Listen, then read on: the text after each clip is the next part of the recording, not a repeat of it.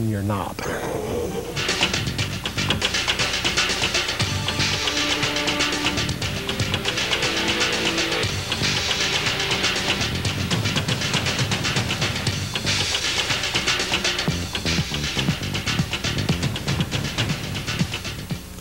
Welcome to another edition of Drugs, Crime, and Politics, brought to you by the Drug Policy Forum of Texas. Good evening and welcome to all of you, not only those of you watching the broadcast over television, but those of you that are joining us on streaming video or watching it on a delayed basis through YouTube. We're more than happy to have all of you. I'm your host, Buford Terrell, and joining me tonight are my two colleagues, Ben Dunaire and Clayton Jones. And tonight I'm going to start out treating them like guests and find out what happened with their visit to the state capitol in Austin earlier this week.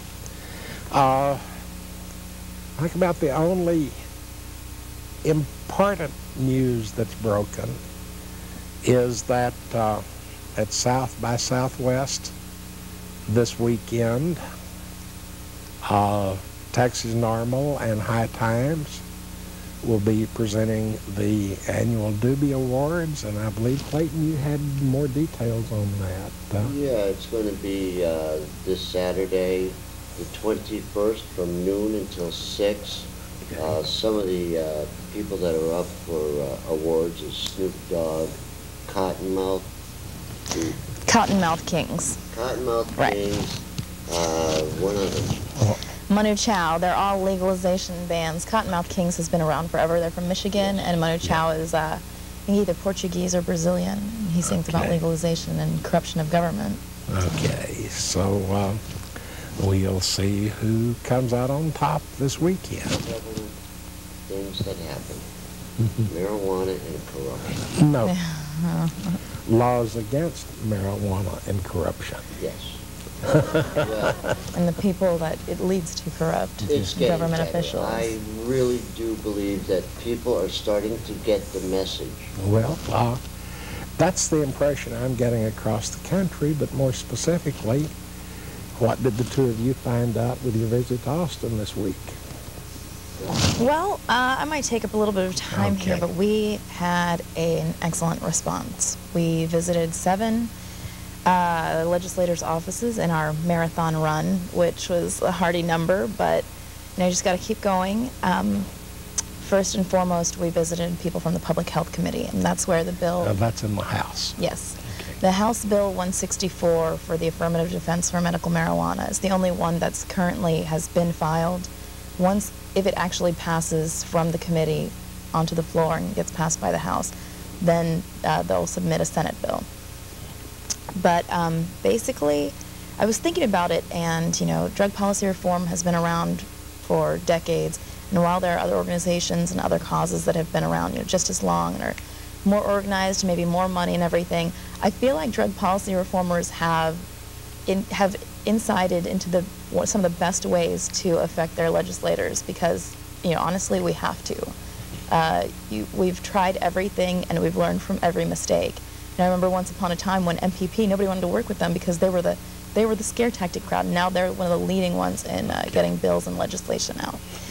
So anyways, we basically went in with a two-pronged approach. Clay, of course, has his personal story, and he's been going to legislative offices as often as he can as soon as House Bill 164 was filed.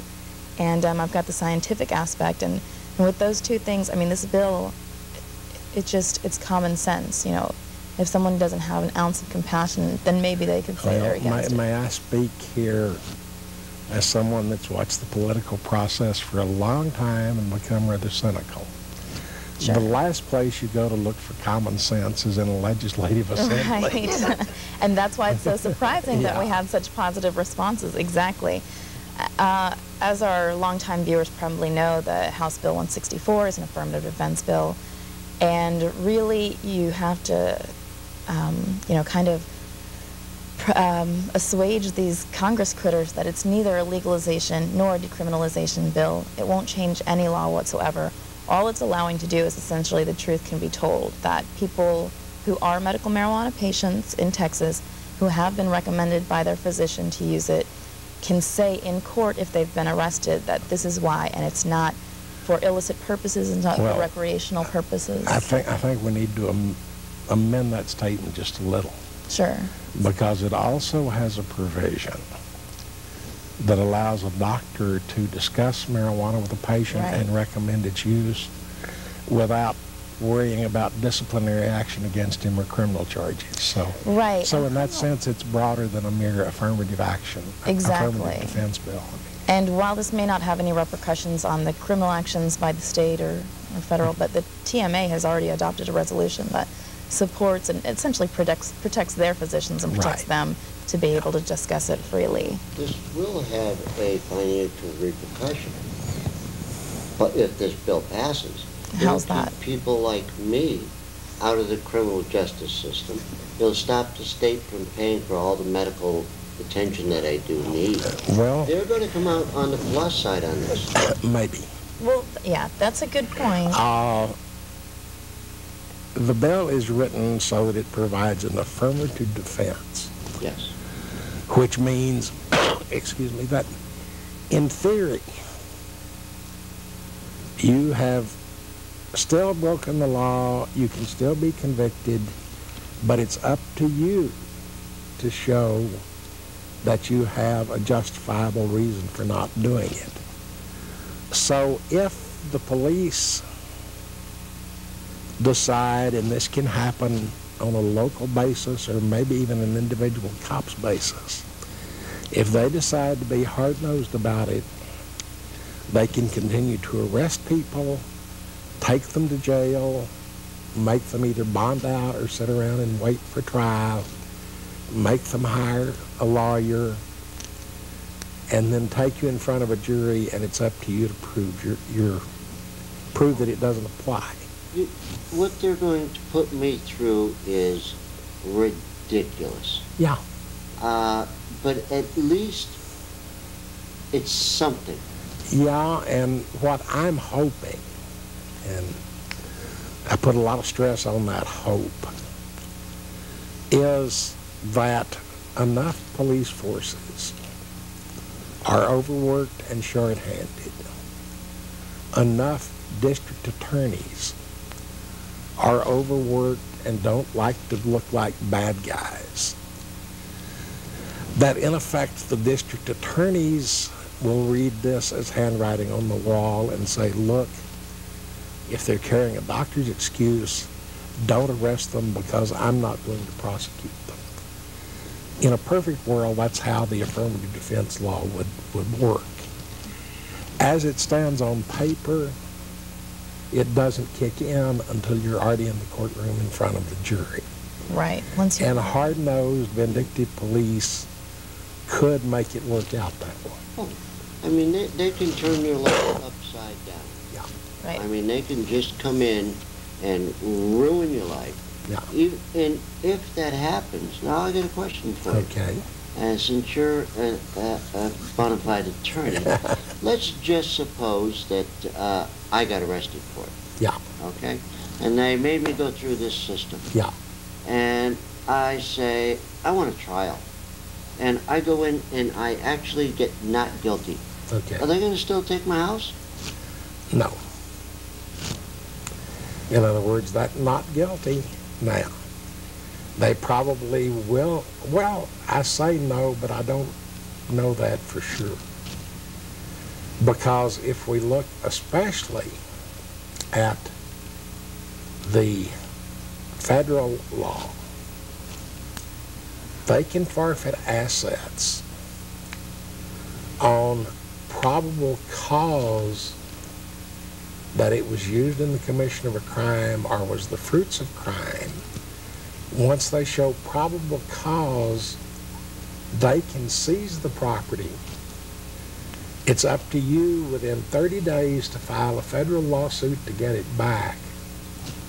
And the burden of proof is on you to prove that it was not connected with the commission of a crime. And the problem right now is that even though a state jury acquits you because you had an affirmative defense, by in effect pleading that affirmative defense, you have admitted that you possess the marijuana. Right. So you have confessed to being guilty of a federal crime, which is all the basis they need to forfeit your house or wherever the plant was found. But what if you don't have enough marijuana to go federal? I have an ounce and a half. Okay, that's enough. That's enough to go federal. Yep. Now the feds don't take low-level marijuana cases to court because one of the few good things Congress did in passing the Controlled Substances Act was they lowered the penalties for marijuana possessions low enough so that it's not worth a federal attorney's time to prosecute them. It's just like with small-size cocaine and heroin cases. The feds could prosecute them, but they don't. They turn them over to the state district attorneys to prosecute. Right. It's not that it's not a crime. It's not that they couldn't prosecute it. It's just that it's not worth their while. But if they decided, and I don't think they're going to do that now, but if they decided they wanted to make it tough on states with medical marijuana laws, and this is off the top of my head, and if there are any real honest-to-gosh practicing lawyers out there, please correct me if I'm wrong, but as I understand the forfeiture acts, that would still give them sufficient legal grounds to forfeit the house where that ounce and a half was found. Okay. That's pretty interesting. That's good to know for this state. If House Bill 164 were to pass, is there any way to put, as you mentioned, maybe district attorneys will be overworked, they don't want to look like the bad guy. Is there any way to put pressure on them to not press these cases? Yeah. How so? The same way you pressure them on anything else. Flood your local paper with letters to the editor. Right. Conduct protest meetings outside the federal courthouse. Anytime you're called for jury duty, if possible, you've got a good chance to get the whole thing thrown out. Right. By when the judge asks you if there's any reason you can't serve, you simply say, yes, I believe marijuana is real medicine and shouldn't be against the law. Chances are that's going to pollute the whole jury pool and they'll have to start over. That would be fantastic. I wish I would get called. A good judge makes sure you aren't asked that question where you can answer it. But may I say it voluntarily. Yeah, I want to tell the viewers here, this is a call-in program, right, and we look forward to answering your questions. Call us, please. Yes. And if you're not watching us live or you're shy about calling us right now, you can send an email to us at the address on the screen. Mm-hmm. I'll get that and read it within a day or two at the most, and most of the time I'll respond to you. Some of them we might bring to the next program and discuss on the air. One thing, if you do email in and you do not want your email read on the air, please say so. In fact, you started the phone buzzing. We've got a caller. Hello? Hello? Yes, you're on the air. Go ahead, please. Hi, good evening. This is Ann. Yeah, I am. Hi. Some comments. Just so happened, you're talking about seizure on the part of the federal government? Yes. Okay. Because it so happened last Friday, I heard the person from the district attorney's office on the county level talk about what they do for asset forfeiture, and none of it involved really small amounts of marijuana. This was big cases with a lot of money and a lot of kilos of cocaine was what they had, what they talked about. But the good news, some good news I'm just looking at comes from Washington. They still, Eric Holder says, still seems to be holding to the policy that they're going to leave the prosecution of medical marijuana up to the states. I'm going to stay out of the states that have, like California, for which you all know I'm very thankful. Right. But they're going to stay out of the states that have passed it. And so I'm pleased with that. And I don't know what to say about the federal and the asset forfeiture. I think that's a concern for all of us. Okay, and thank you. Is that it? I guess so. I'm glad to see you all there. I don't know why I haven't caught y'all before, but I just haven't. Well, we're always glad to hear from you, Ann, so thank you.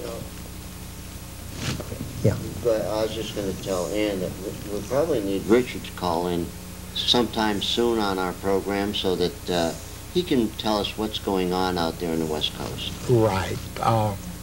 That would be nice. He might even have a film clip or two for us. One thing I was going to say, I want to continue on what we did do with the state. Okay, let me say one thing. Okay, sure. And this is, Ann told us what happens with state-level forfeitures in Harris County, but there are 254 counties in Texas.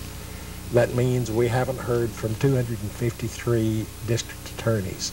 Let's take a break, and then we'll go back with Clayton and Austin when we return.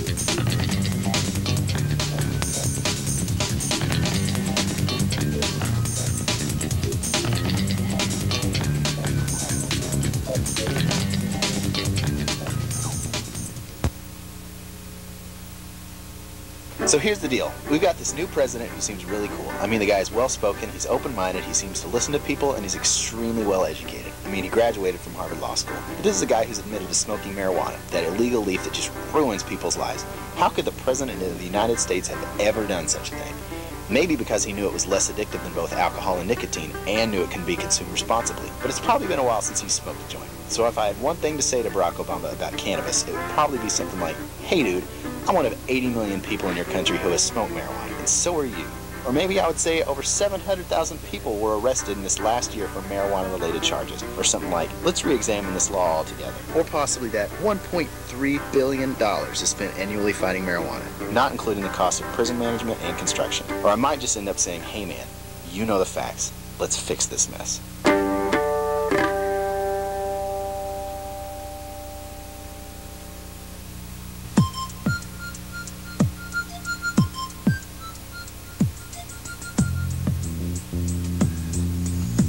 Started teaching. Well, we're back, and Clayton was going to tell us more about what went down in Austin. Yeah, the one thing that every one of the legislators said is that they need contact from people within their districts. And Dwayne Bohack told me, and I'm going to tell you what he said about letters. He said that a letter that is handwritten, not typed, not on the email or anything like that, handwritten, snail mail, he gives more attention to than 20 other emails. Yeah.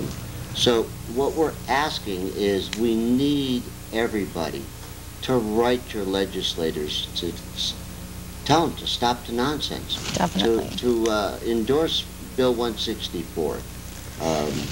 And if people want to write into the email that we have listed at the bottom of the screen, we have a pre-written letter if you don't have time, if you're busy, or if you're not really sure what to say, which you can then modify in your own way. You can handwrite it, email it, or send it off to however you can, and get that into your legislators. And Dwayne Bohack actually specifically said, you know, when it comes time to the bill, he hasn't decided yes or no yet. And this is what he said, of course, may or may not be what he does. But basically that he will look at the number of letters he gets in from his district and count the yeses and count the nos and, you know, vote in favor of whichever one is higher. So Dwayne Bohack's district is 138. The east boundary is the northwest corner of 610.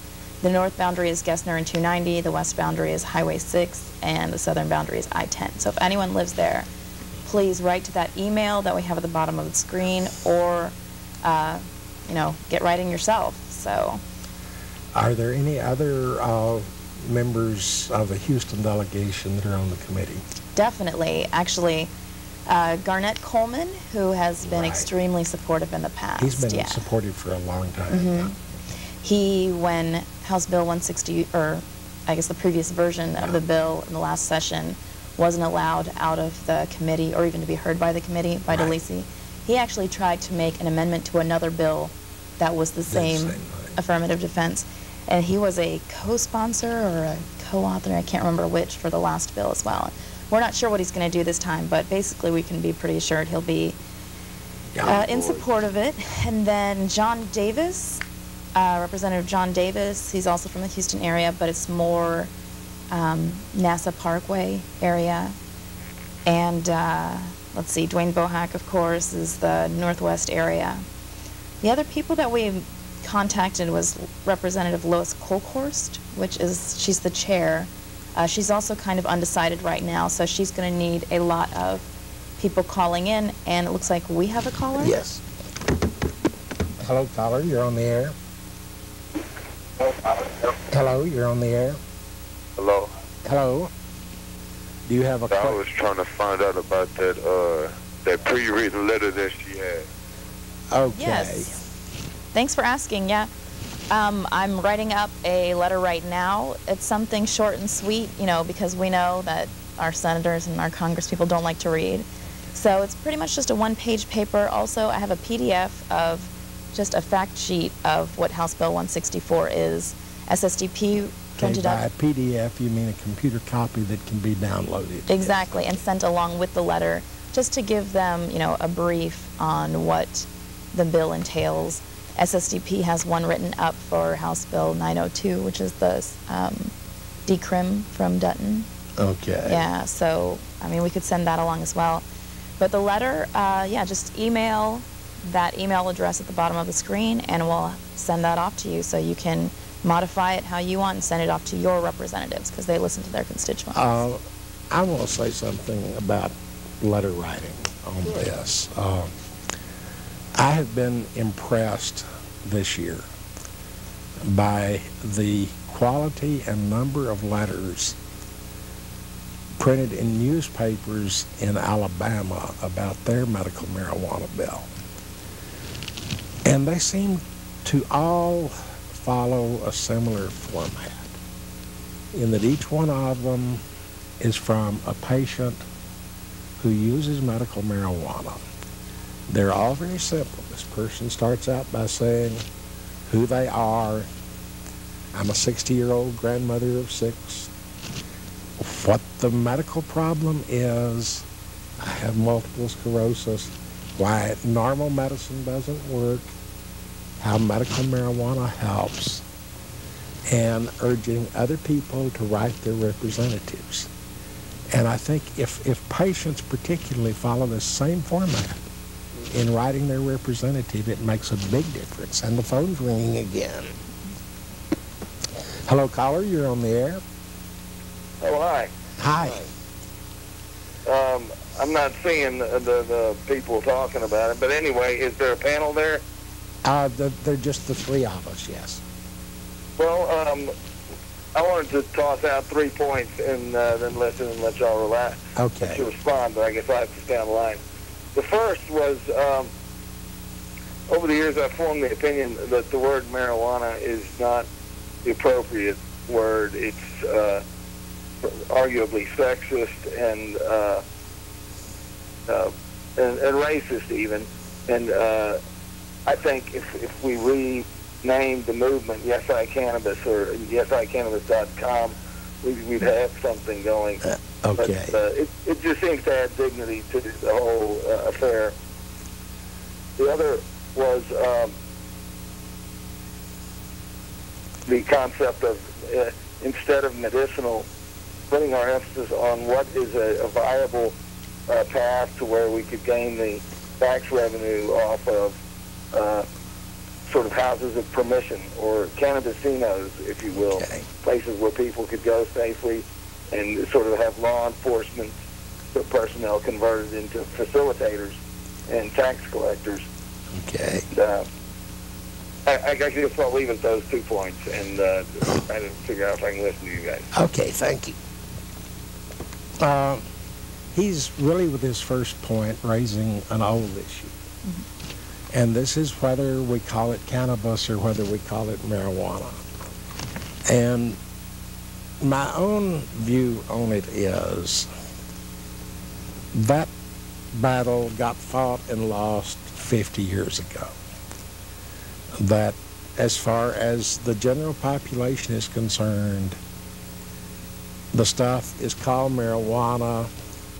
If you want to try to go back to the old days of a half century ago, or make it sound more dignified, and you throw a Latin word at them like cannabis, most people think you're trying to pull the wool over their eyes somehow. Now, I have nothing wrong with calling it cannabis, and a lot of people do it, but using that as a vehicle for, in effect, starting a fight within the reform movement, I think is really counterproductive. Now, especially, I know, and I heard this a whole lot more 10 years ago than I do now, especially medical people told me that other medical people were more comfortable talking about cannabis than they were marijuana.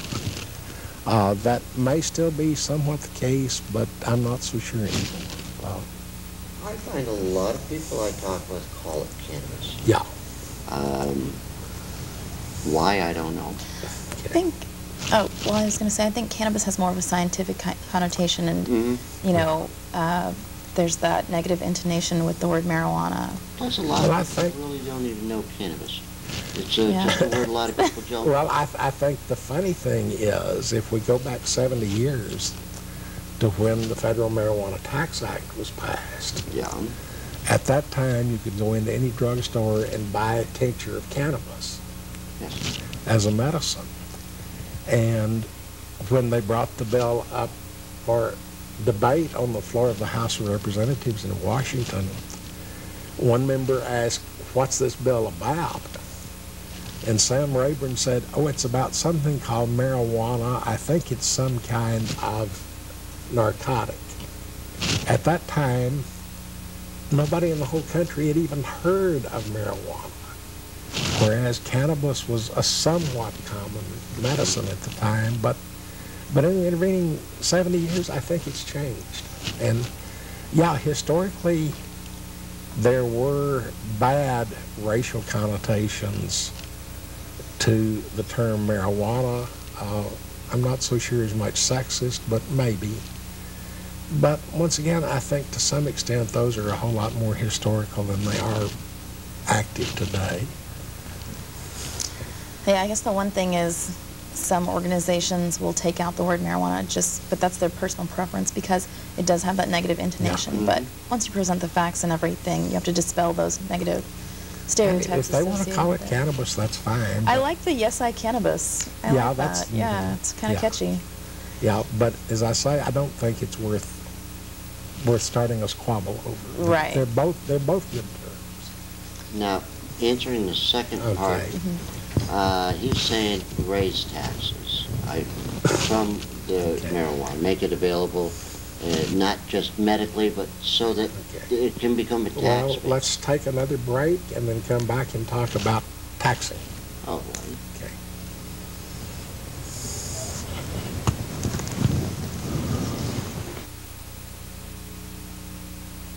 When the doctor first told me that I had MS, they put you on all kinds of drugs. I mean, over the years, I've taken drugs for spasticity, for pain. And I had more problems with some of the drugs that they gave me than I ever had from smoking marijuana. Marijuana has no side effects for me. I just drop that pain threshold down a little bit, and it makes it so that I can get to the next part of the day.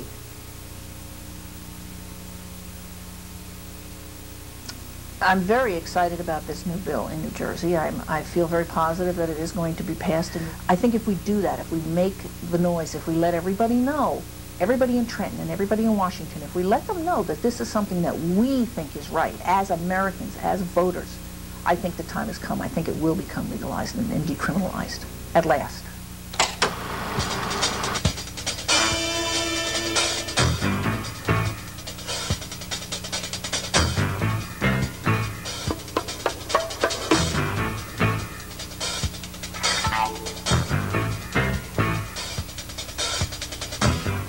Hi, I'm Nadia Swaby with the Marijuana Policy Project. Welcome to Marijuana 2-Minute Truth. We've received lots of emails from viewers who want to know about the long-term health effects of marijuana, particularly what, if any, damage smoking marijuana causes to your lungs. Your lungs bring essential oxygen into your body, so of course hurting your lungs is a terrible idea. Did you know, for instance, that nearly 500,000 Americans die every year from tobacco-related lung disorders? If you've been paying attention, you probably did. But do you know how many people have ever died from marijuana-related cancer? 0. No one. Marijuana has never been shown to cause cancer in humans, and the largest, most definitive epidemiological studies have failed to find an association between marijuana use and lung cancer, or any other kind of cancer typically linked with smoking cigarettes. In 2006, Dr. Donald Tashkin of UCLA published what is perhaps the most famous of the marijuana lung cancer studies. The study of 2,200 people in Los Angeles found that even heavy marijuana smokers were no more likely to develop lung cancer than non-users, in contrast with tobacco users whose risk increases the more they smoke. Interestingly, this study was funded by the National Institute on Drug Abuse. Dr. Tashkin was later quoted in the Washington Post. We hypothesized that there would be a positive association between marijuana use and lung cancer, and that the association would be more positive with heavier use. What we found instead was no association at all, and even a suggestion of some protective effect. In fact, some scientific studies have shown a trend toward lower lung cancer rates among marijuana smokers than non-smokers, suggesting that marijuana's active components, cannabinoids, have anti-tumor properties. Take a look at these findings. Cannabinoids are selective anti-tumor compounds, as they can kill tumor cells without affecting their non-transformed counterparts. A strong and statistically significant anti-tumor effect was observed, in particular for a highly malignant human breast carcinoma cell line. Cannabidiol and cannabidiol-rich extract counteract tumor cell growth. This should not be taken to mean marijuana is good for you. No one is saying that. But how can marijuana be illegal when it has never been proven to have killed a single person through overdose or illness in 5,000 years of recorded history, while in the next hour, approximately 50 Americans will die from a tobacco-related illness? This has been your 2-Minute Truth. Marijuana has not been shown to cause lung cancer, but cannabinoids may help fight cancer. I'm Nadia Swaby with the Marijuana Policy Project. Don't forget to email us your questions. Send them to socialnetwork@mpp.org with the subject line Ask Nadia. Goodbye.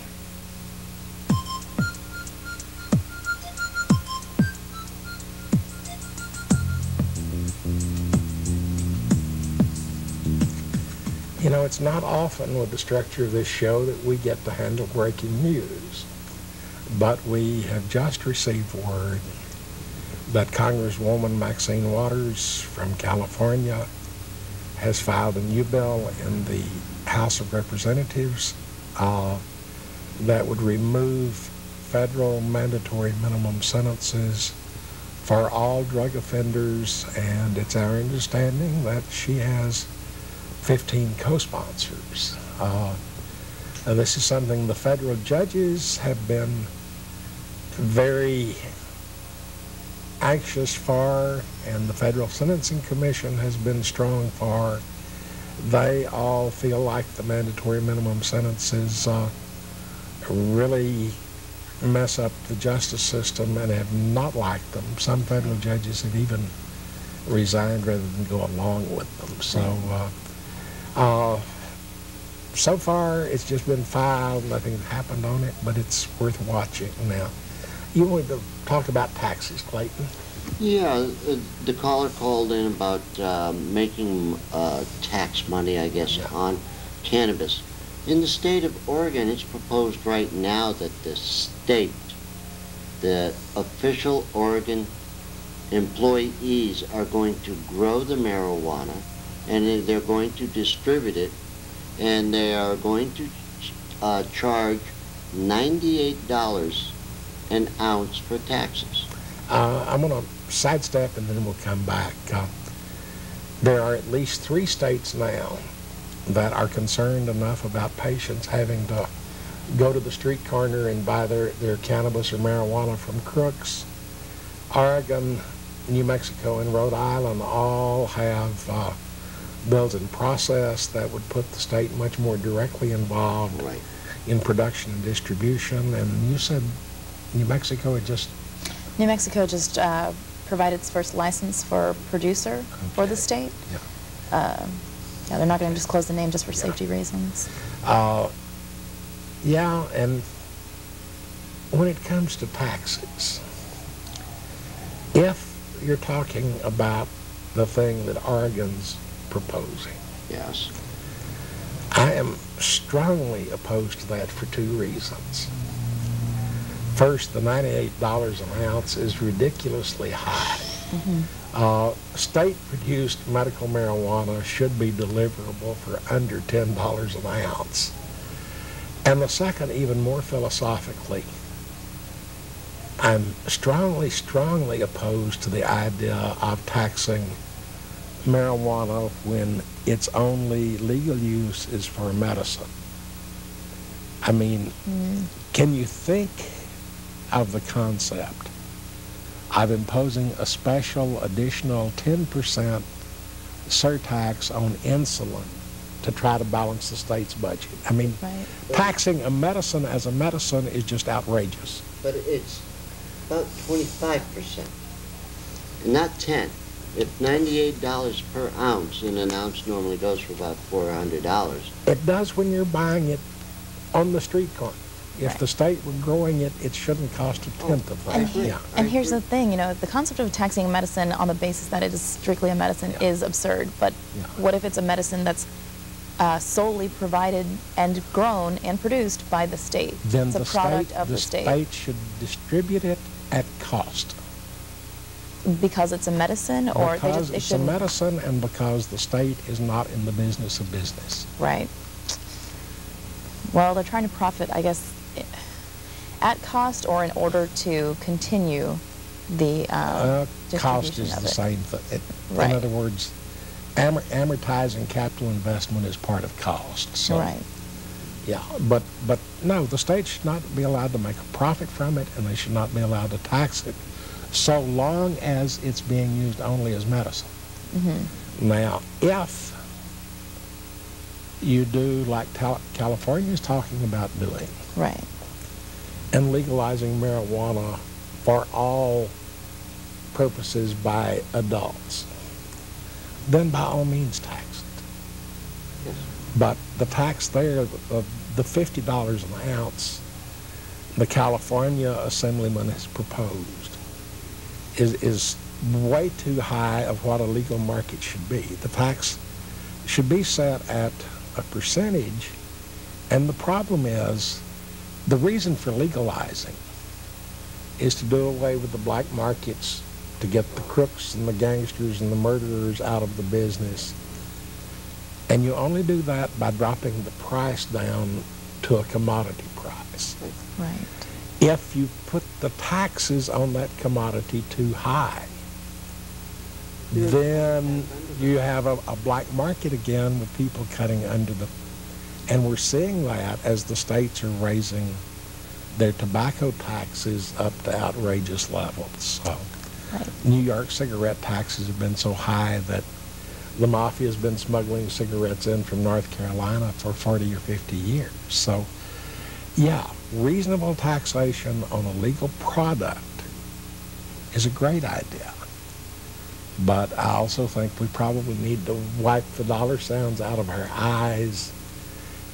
Any figures we come up with based on current market prices knock at least 1 0 off of that for a realistic estimate, and maybe 2. If they would normalize it, however they're going to do, Yeah. I can't see an ounce of good hydroponic marijuana selling for anything more than $75, $100 at the most. At the most, and even that, it's going to be like wine. Oh yeah, You can go into a wine store and buy the real good stuff. and you pay buy it mid-grade. much more than $100 for a bottle of the good stuff, but you can also buy rosé in a box Right. for $10 a gallon or something like that. Mhm. And you'd see the same sort of thing developing with the marijuana market. Right. I mean, if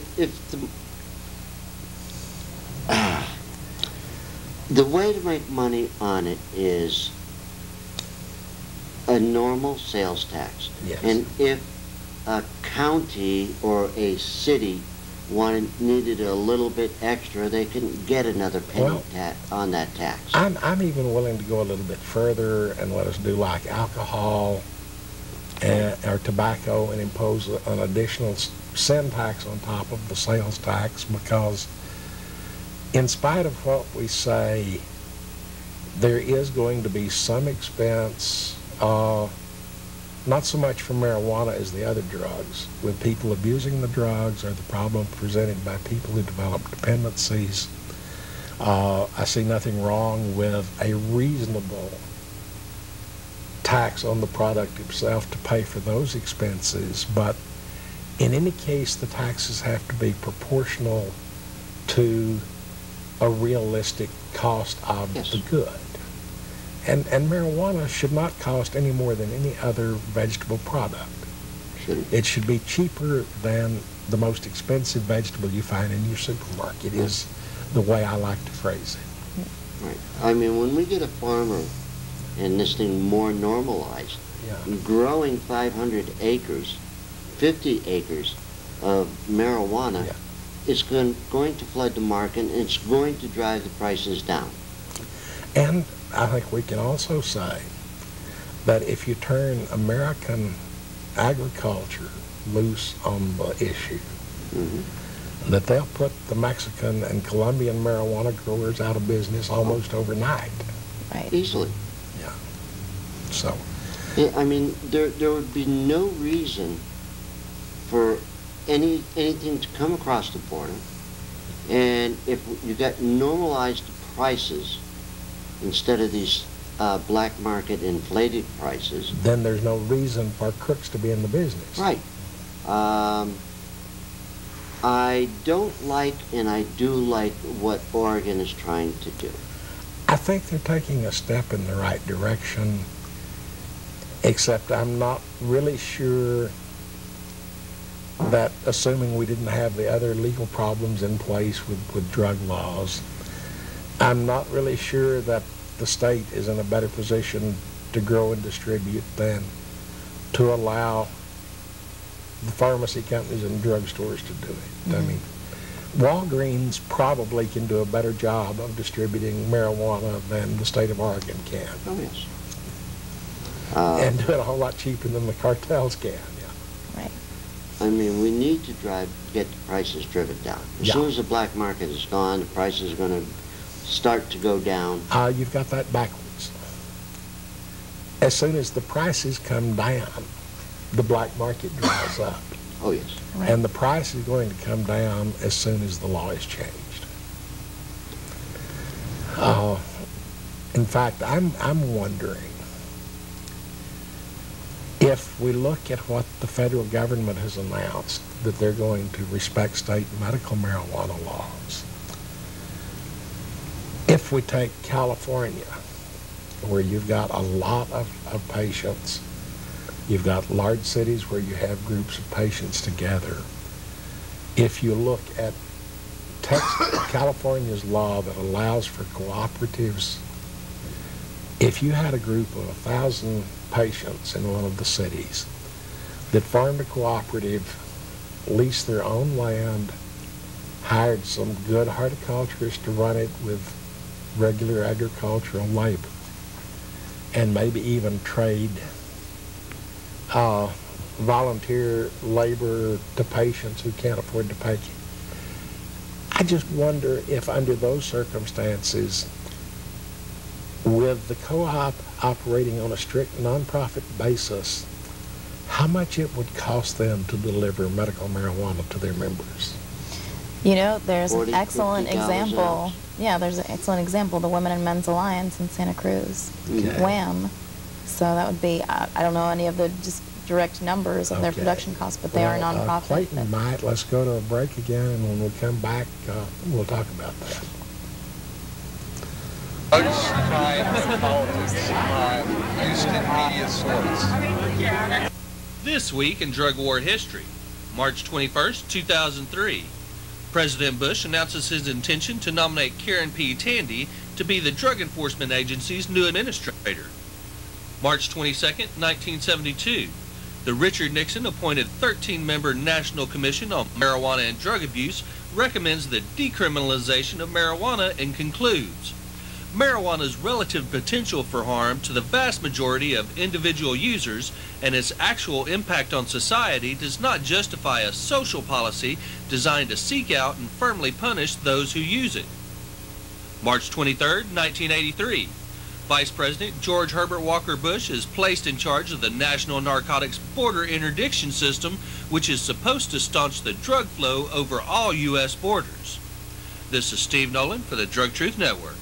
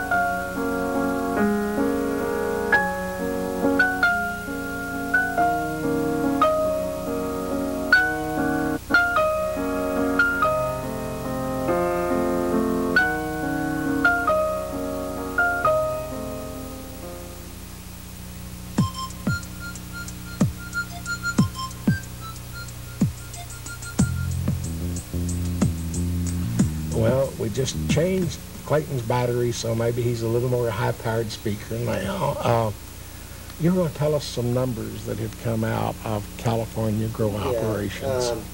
They're saying that indoor marijuana shouldn't cost any more than $47 an ounce, considering electricity, chemicals, CO2, air conditioning, and your lighting. And that's about as high intensity, high technology agriculture as you can think of. I should imagine. Yeah. Yeah, outdoor growing should be considerably less than that. Well, outside growing is considered like a mid-grade. Yeah. But, you know, for a lot of things, mid-grade's good enough. Well, I guess I would rather have something high-powered. Yeah. That, one, it tastes good. Two, it's not going to take a whole lot of it to do what I need it to do. Yeah. And mid-grade, you can smoke a lot of it, and then you get to where you want to be. Yeah. I know dispensaries have different strains, and they've even formulated different strains for different types of ailments. But can you tell us more about that, or do they even sell mid-grade or outdoor grows? I can speak about this friend of mine that's in Oakland. He has a dispensary. Richard Lee? Richard. And he sells a mid-grade, which is an outdoor grown. And then he has indoor strains. And he has a strain that is very good for people that increase your appetite. He's got another one that's supposed to be very good for spasticity, another one very good for pain. These things are very, very specialized. Why, I don't know. Well, let me throw a little bit of skeptical water on the fire here. The idea behind this is that in addition to the THC 8 and 9, which are the main chemicals in marijuana, there are 60-some odd other alkaloids that also have some activity. And the theory is that the different strains are bred to have different balances in these minor chemicals. But the skeptic in me comes out to point out that so far the differences between them is almost strictly anecdotal. There hasn't been any rigorous testing of strain A versus strain B for MS, or strain D versus strain X for neuropathic pain.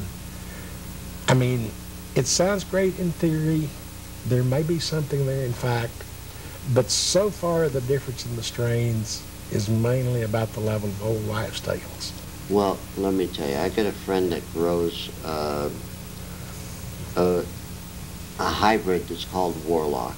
Yeah. And that works for pain, that works for my spasticity, and I can smoke somebody else's stuff because he's out, and it doesn't work. So, as I say, that's evidence. I mean, but we need to go a whole lot further and find out what's behind. Yeah.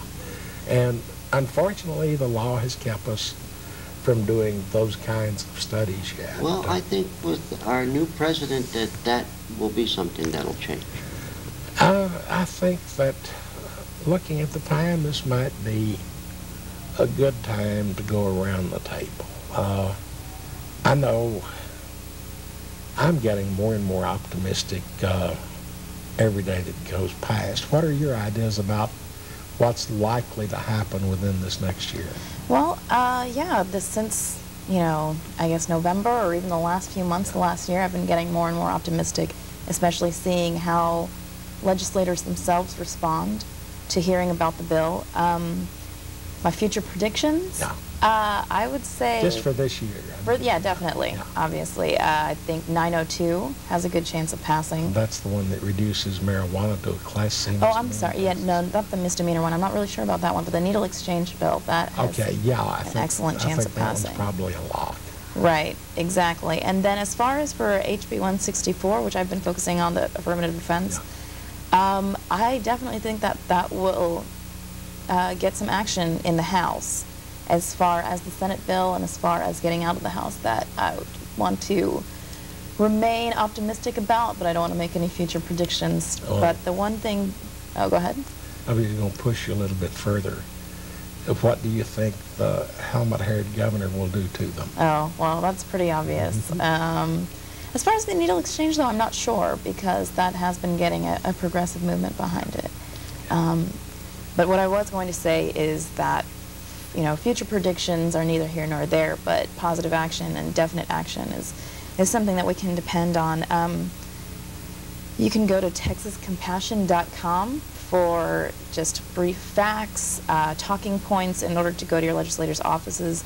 Students for Sensible Drug Policy from University of Houston had a contingency go out on Tuesday to Austin, talk to their legislators, some of the people for the first time.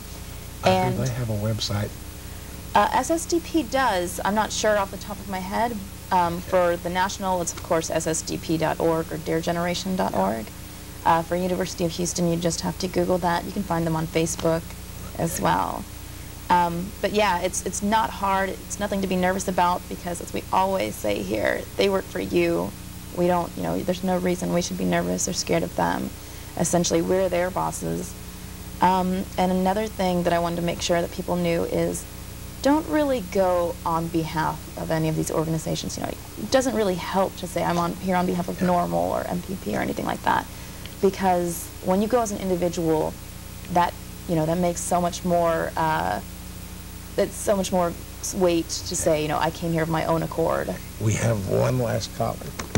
Hello, caller. You're on the air, but please make it kind of quick. We're about out of time. In Buford, it's Dean. I'm sorry to be so late. A couple of things I wanted to talk about. This coming Tuesday, March 24th, there's going to be a screening of the movie Tulia, Texas. It's a great movie. I saw it on TV. Yes, and it's going to be at the Rice Cinema, University at Stockton Boulevard. That's entrance number 8. And you can go to Rice Cinema. You can locate it through the HoustonPBS.org's website. And there's going to be a panel following the movie at 8 o'clock. It's going to be Russ Jones of Law Enforcement Against Prohibition. He's a former narcotics detective, City of San Jose DEA task agent and so forth. Myself, and then there will be Sanda Guerra Thompson, Professor of Law and Criminal Justice, Institute Director at the University of Houston Law Center. And this is a good chance for us to all talk about the history, the legacy of this drug war, and perhaps where we want to take it in the future. I'm sure you agree with me, Buford, there's change afoot. The onus is upon us. The iron is hot. It's time to move. It's time for people who are upset or concerned about this drug war to really do their part. Contact their elected officials and so forth. Quick plug for what I do. I have a lot of great shows of late online at drugtruth.net. We produce 9 shows per week for 61 radio affiliates, U.S. and Canada. This week we had Russ Jones on our show. Okay, and locally that's at, what's the 90.5 FM? It is 90.1. 90.1. I always get that wrong. Well, that's all right, Buford, but we all can't keep up with everything. And then today I had an interview. It was actually conducted by Michael Crowitz of Amanda Fielding, director of the Beckley Foundation over in the UK. It was done during the UN Convention on Drugs. And Buford, as always, I appreciate the chance to talk with your audience. Thank you, Dean. You bet. We got just a couple of minutes, Clayton. Your predictions for this year in 3 words. Well, I do think that Bill 164 is going to get through our House. Let's say it'll get to the House. I don't know if calendars is going to get permitted on the floor. If it gets through the committee for the House, Public Health, Royce West is going to put it in the Senate. Great. I pay more attention normally to what's going on in Washington than I do what's going on in Austin. I firmly believe something major is going to happen in the House of Representatives this year, and maybe Congress as a whole is either going to recognize state medical marijuana laws or even do a marijuana decriminalization. Now, I'm impressed by the talk across the country starting to recognize the economic implications of refusing to legalize. So I don't know what will happen there. To repeat what all 3 of us have been saying, contact your representatives locally in Austin and in Washington. Do it in person if you can, in writing, please. And if you can't take the time to write yourself, email or call, but telling your representatives what we the people want is your most important job. And we're just about out of time. The future is rosy-colored, or perhaps I should say it's appearing in a little bit of a purple haze. But thank you for joining us. Email us if you have something you want to say. Thank you and good night.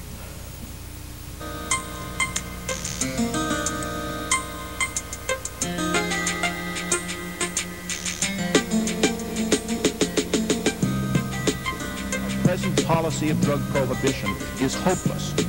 It is hopeless. It will never get better. Literally, victory today is being defined as slowing down the pace of defeat.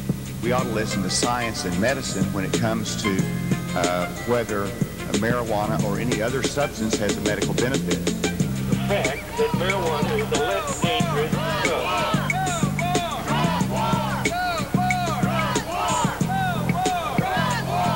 We're going full-blown into a program that has failed and failed every other time we tried it. Please point out one success in 30 years of an eradication program that has stopped drugs from coming to this country. Point out one success, because I reviewed that research and there is none.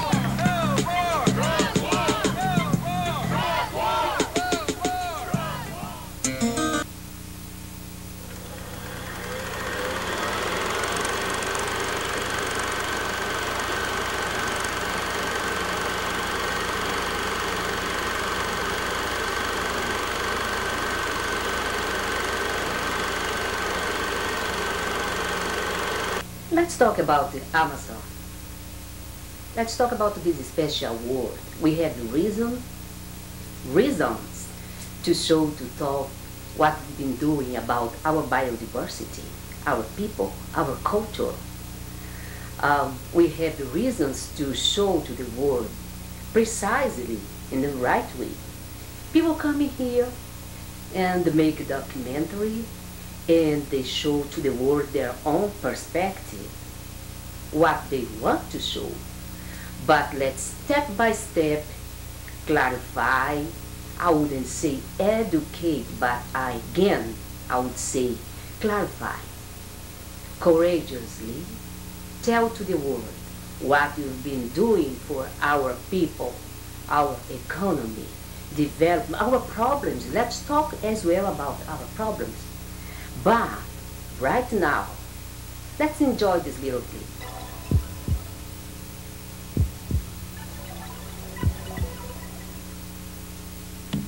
Located in the heart of the Amazon region, the state of Amazonas is a land of many riches and contrasts, where men, nature, and technology come together in harmony in a daily celebration to life.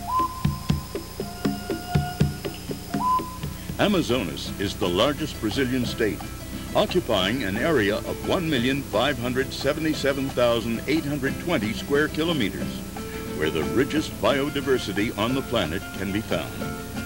To have an idea of the size of the state of Amazonas, the largest European countries, as, for example, Germany, France, Spain, and Great Britain, could be accommodated with